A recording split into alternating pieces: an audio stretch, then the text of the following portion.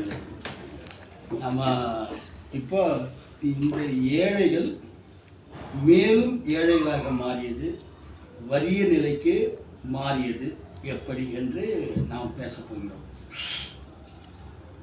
கடந்த காலத்தில் இந்த மாறும் மூலதனம், மாறா மூலதனம் என்று இரண்டு கூறுகளை பற்றி நாம் பேசியிருக்கிறோம்.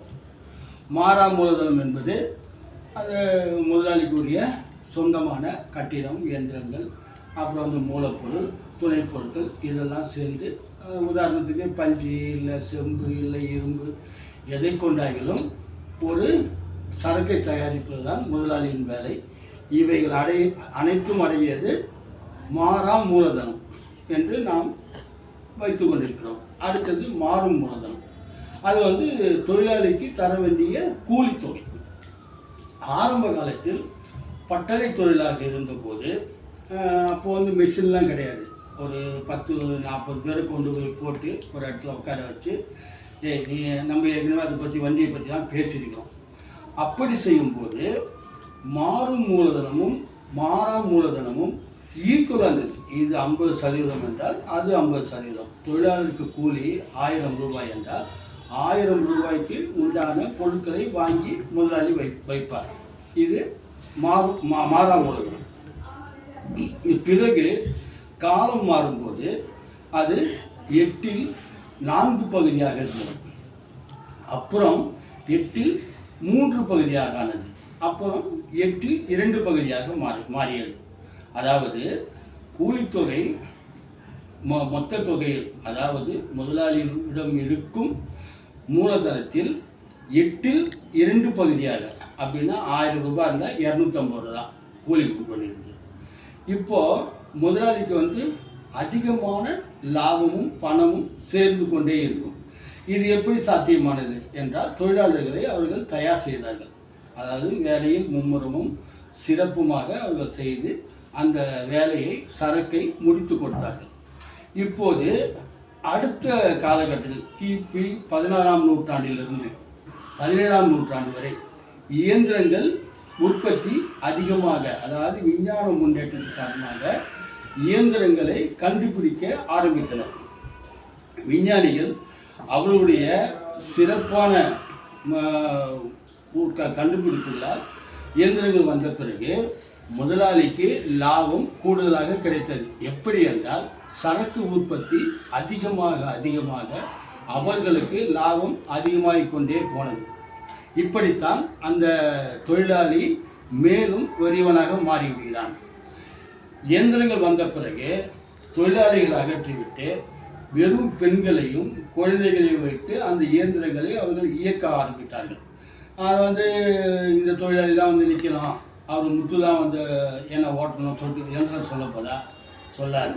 முனிமா போய் ஓட்டினாலும் ஓட்டம், பரமேஸ்வரி போய் நின்று ஓட்டினாலும் ஓடும்.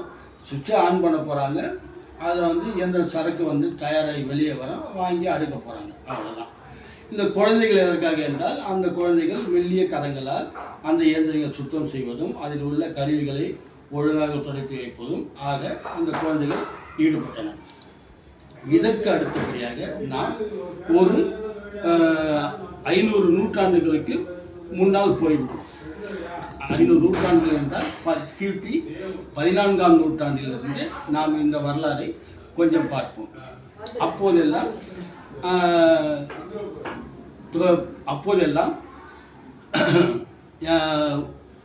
சர்ச்சுகள் இருந்தது.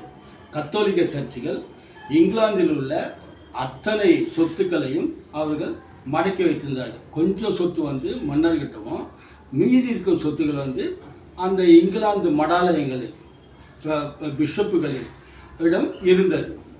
அந்த சொத்துக்களை இவர்கள், இந்த முதலாளிகள், வேறு ஒரு மதத்தின் பெயரை சொல்லி, மார்ட்டின் லூதர் கிங் உருவாக்கிய புராட்டஸ்டன்ட் மதத்தை, கிறிஸ்தவ மதத்தின் பெயரை சொல்லி, அந்த மடத்தில் இருந்த சொத்துக்களை, அந்த மடத்தில் இருந்த மனிதர்களை, அந்த மடத்துக்கு சொந்தமான நிலங்களை, அந்த விவசாயிகளை எல்லாமே அழித்துவிட்டு அங்கு ஆடுகளை வளர்த்து அந்த ரோமங்களை கத்தரித்து அவர்கள் கம்பெனிகளாக மாற்றி, சரக்குகளாக மாற்றி விற்பனை செய்ய தொடங்கினார்கள்.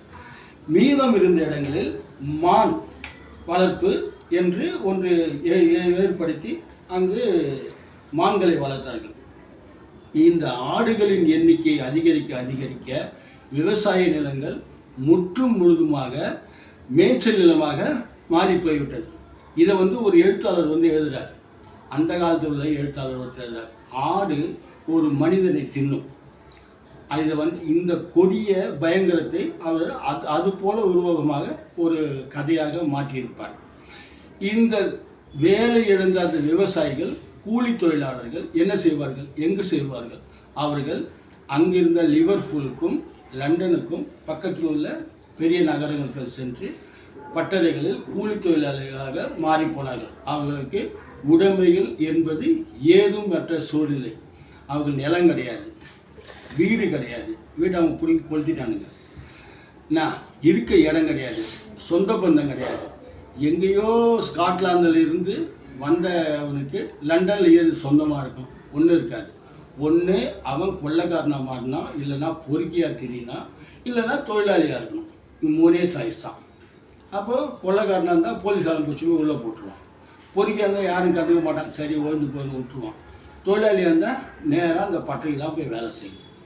இது போன்ற நிலைமைகளில் நம்முடைய அந்த உலகத்தினுடைய தொழிலாளிகள், விவசாயிகள் கூலி தொழிலாளிகளாக மாறி தங்களுடைய இன்னல்களை தொடர்ந்து 600 ஆண்டுகளாக அனுபவித்துக் கொண்டிருக்கிறார்கள். இந்தியாவில் எப்படி இந்த முதலாளித்துவம் உருவானது என்பதை பற்றி நாம் அடுத்த பாகத்தில் பேசுவோம். நன்றி தோழர்களே, வணக்கம்.